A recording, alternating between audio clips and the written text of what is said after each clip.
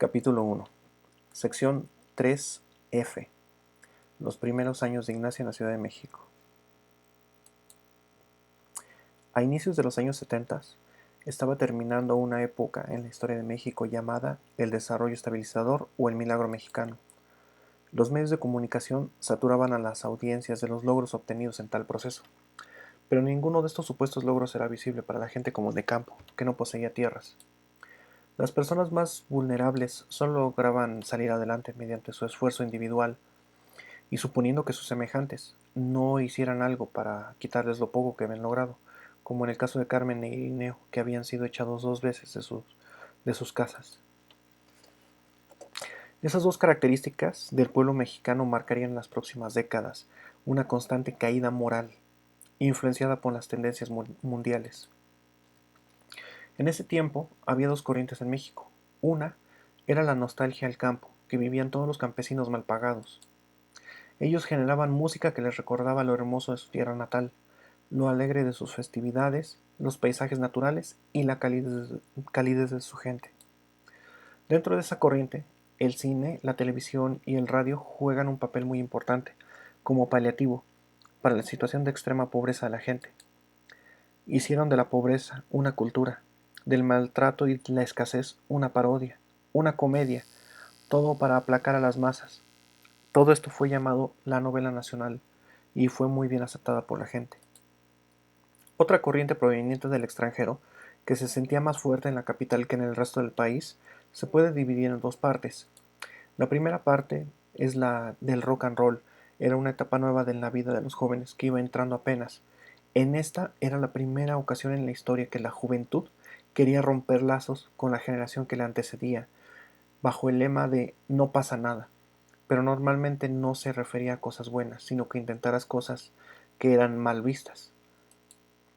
Y la segunda corriente, que aunque ya estaba en declive todavía se sentía un poco fuerte, era la del socialismo, que para los años 70 ya había sido perseguida con gran fuerza por el gobierno mexicano. Por otra parte, la corrupción era el pan de cada día en las autoridades mexicanas.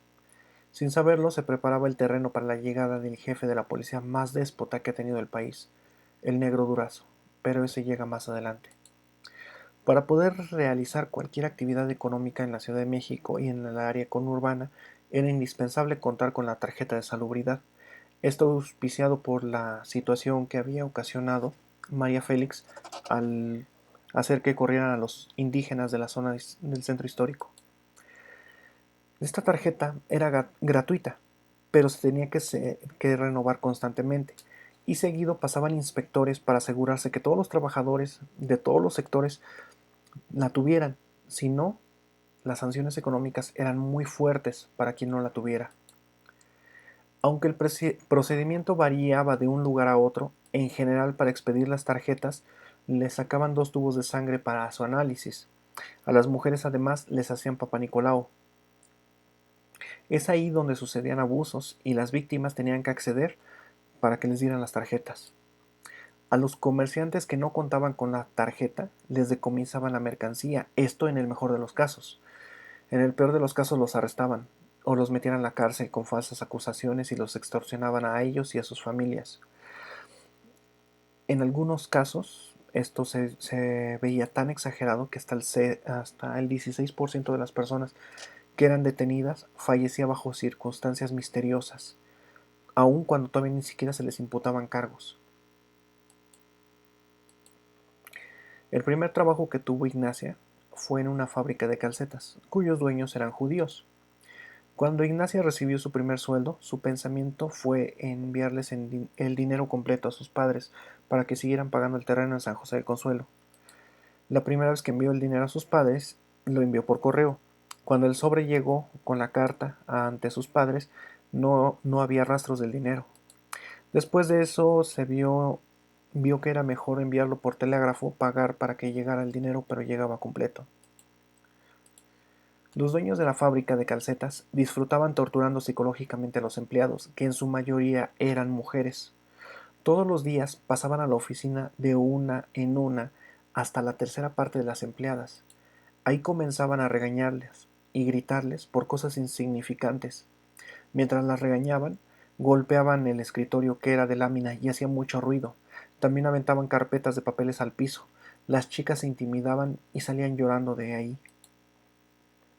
Por ello las chicas, en venganza, comenzaban a apilar cajas una sobre otra hasta que llegaban a tapar las cámaras de seguridad.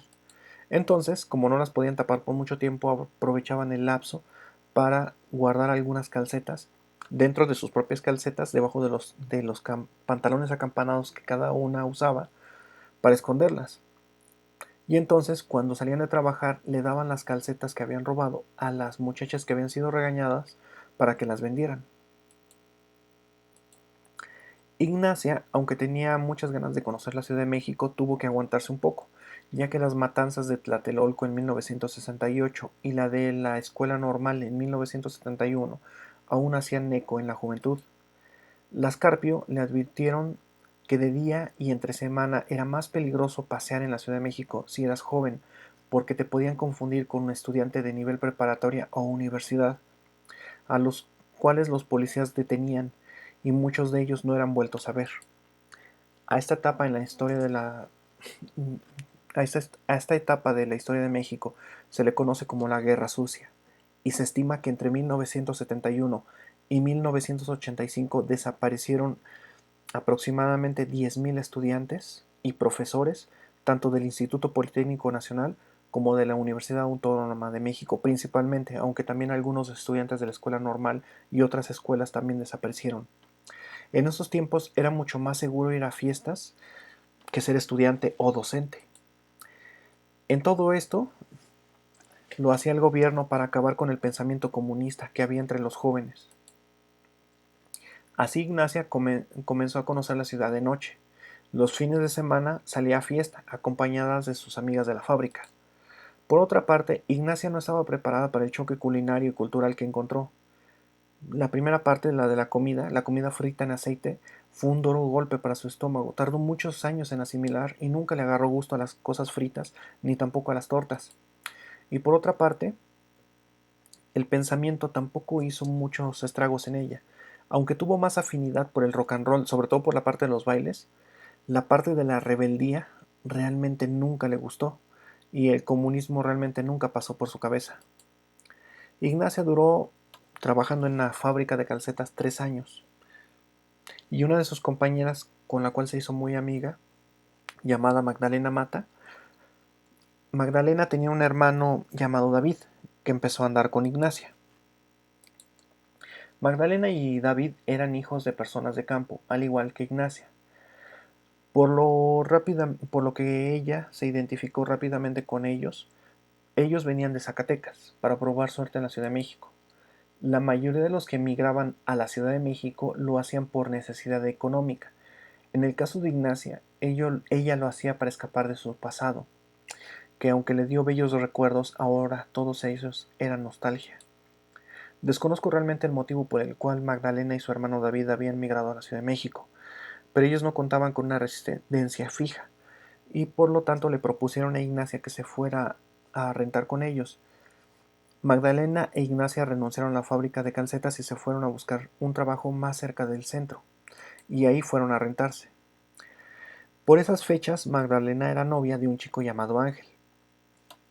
Así las dos parejas se fueron a rentar cerca del metro Popotla. Vivieron en una calle cerrada llamada Cañitas. Ignacia, al vivir en Popotla, vio que había muchas áreas verdes y que las calles tenían buen aspecto para salir a correr en la mañana, así que lo hacía todos los días antes del amanecer. Pero varias veces borrachos, policías o pervertidos intentaron seguirla, cerrarle el paso o directamente atacarla, por lo que después de varios intentos de esto, ella decidió ya no salir a correr. También en 3 ocasiones, cuando ella viajaba en camión, cuando el camión quedaba solo, el chofer se negaba a hacerle la parada, queriendo secuestrarla. La primera vez se arrojó del camión en movimiento y quedó muy lastimada. Las otras 2 ocasiones, decidió mejor agarrar a patadas al chofer en la cara para que cuando bajara la velocidad ella pudiera escapar. En la tercera ocasión que eso pasó, cuando ella pateó la cara del chofer, el chofer se bajó muy molesto y la empezó a perseguir. Entonces ella corrió y se metió en las instalaciones del metro.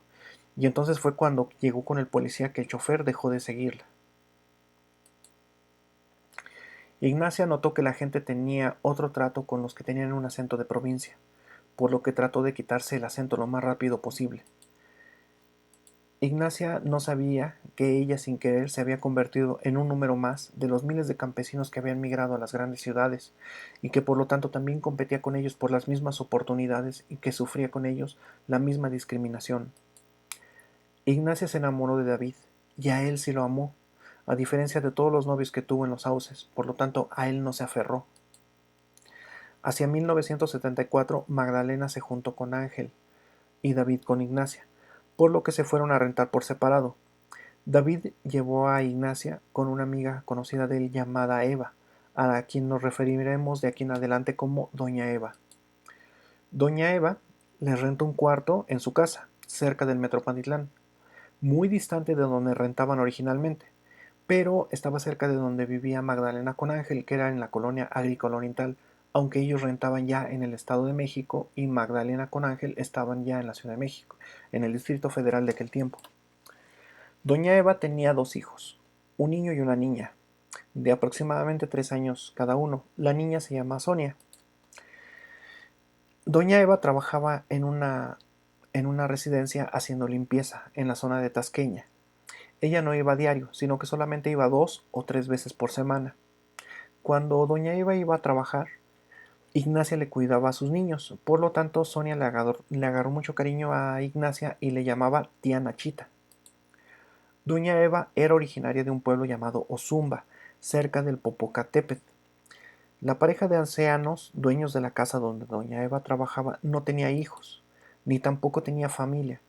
El primero en fallecer fue el señor, y luego falleció la señora, la cual antes de fallecer le puso a nombre de doña Eva su casa.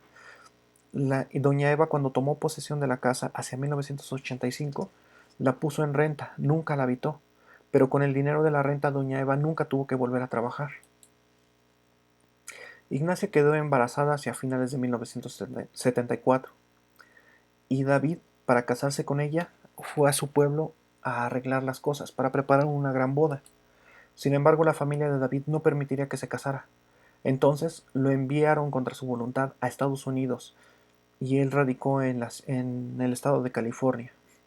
Ignacia no lo volvió a ver jamás en su vida, y aunque mantuvo comunicación por él por un tiempo mediante cartas, nunca tuvo su apoyo. Ignacia se convirtió en madre soltera hacia 1975.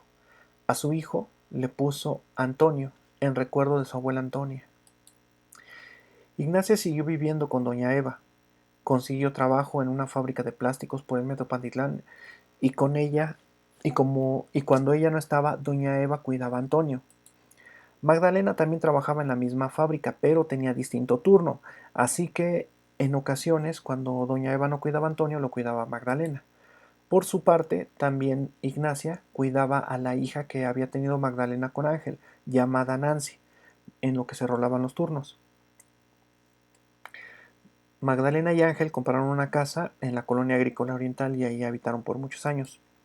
También por ende Ignacia cuidaba a Nancy cuando Magdalena trabajaba y también Nancy y Javier se criaron como si fueran hermanos. Ignacia intentó andar con un repartidor de leche, pero este la golpeó en una ocasión y entonces ella comenzó a evitarlo. El hombre se estacionaba fuera de la casa de doña Eva por varias horas para acosar a Ignacia, y cuando ya se tenía que ir a trabajar le gritaba muchas cosas ofensivas. En el mejor de los casos lo único que le gritaba era India bajada del cerro a tamborazos, aunque Ignacia no sabía exactamente lo que significaba dicha frase, y también le gritaba cosas peores. Todo esto que vivió Ignacia la hizo darse cuenta de que fue muy feliz cuando estaba con su familia y en su tierra, y quiso volver, pero se detenía al pensar de lo que iban a decir. Se dio cuenta que fue feliz y no lo supo. Todo esto quebró el alma de Ignacia. La Ignacia alegre que cantaba de todo y todo el día y que era muy optimista, simplemente ya no existía. Antes de que Antonio naciera, cuando Ignacia iba a visitar a su familia, ellos ya no la trataban igual, lo cual es natural, habían pasado muchas cosas, incluso se cambiaron de casa, y en 3 años una familia puede cambiar mucho debido a las cosas que pasan. Algunos familiares y amigos le decían chilanga. Esto le molestaba mucho a Ignacia, pero nunca se expresó. Cuando nació Antonio, ella abandonó completamente la idea de regresar, porque era muy mal visto una madre soltera. Ignacia siguió buscando pareja, pero no por amor, sino porque no quería quedar sola, y para 1976 conoció a un joven llamado Javier Arturo Ramírez. En cuanto pudo, se casó con él, y solo hasta que Javier la frecuentaba en la casa de doña Eva fue que el repartidor de leche la dejó de molestar.